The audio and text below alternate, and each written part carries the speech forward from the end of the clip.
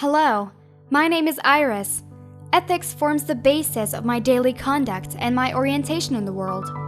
The word ethics comes from the Greek word ethikos or ethos and refers to our moral character, that is, to the persons we are or aspire to be.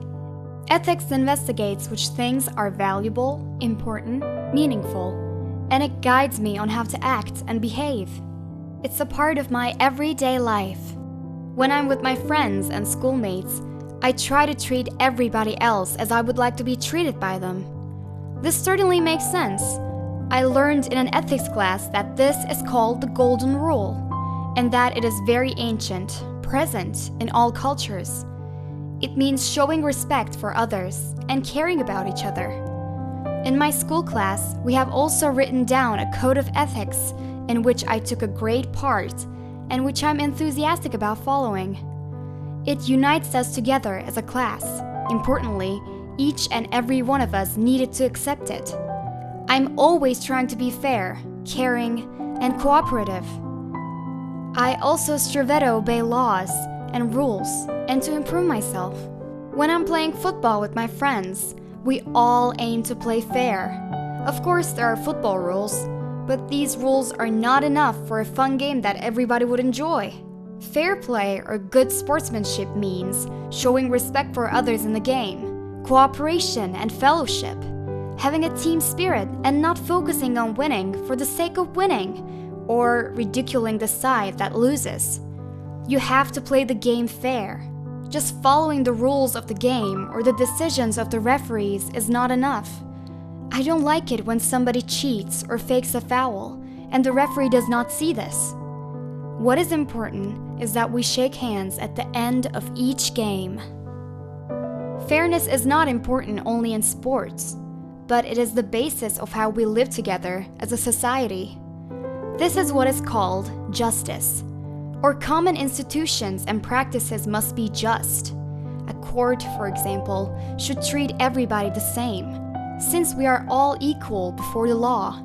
This last thought comes from the Chinese tradition and Athenian democracy tradition. In present times, it is most often a part of the constitution or the basic legal document for a state. There, the most fundamental rights of every citizen are written.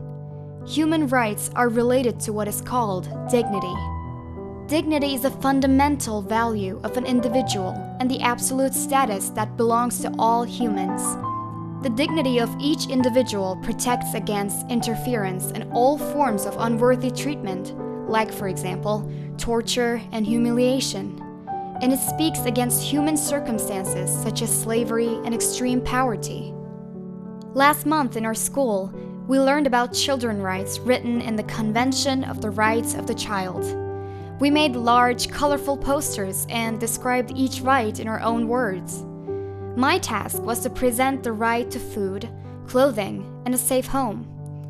Many kids do not have access to such basic things, and it is our duty to try to help them. I read some of their stories. The difficulties they're facing and the conditions they're living in made me sad and angry. And our society here lives in affluence, so we take some things for granted. My grandmother is a retired theater actress, and she grew up in great poverty. Our family thus decided to organize and stage a theater play in the local park, and the money collected went for famine relief charity. I forgot some of my lines, but we all laughed. We also handed out leaflets through the entire town about ways to give. All members of my family helped me with this, and we made some new friends in our neighborhood. My mother is a medical doctor and researcher. She tells me that each time she wants to study a disease, she needs the permission of an ethics committee. That is important since such a committee is there for the protection of the most vulnerable ones and to guard their rights. In my Boy Scout group, we have a similar committee. At meetings, we sometimes decide how to solve disputes and whether one acted in a way contrary to being brave, noble, and caring. We vote, and each member has the same say as any other, even though some leaders are older and more experienced. It is always important to vote and decide as you think is right. I like holidays, especially Christmas and New Year's season holidays. All the family comes together and we enjoy a shared meal, play games, and tell stories. We exchange gifts. My grandfather always tells how giving and receiving is the most universal activity and how it is important that we are humble, generous, and thankful.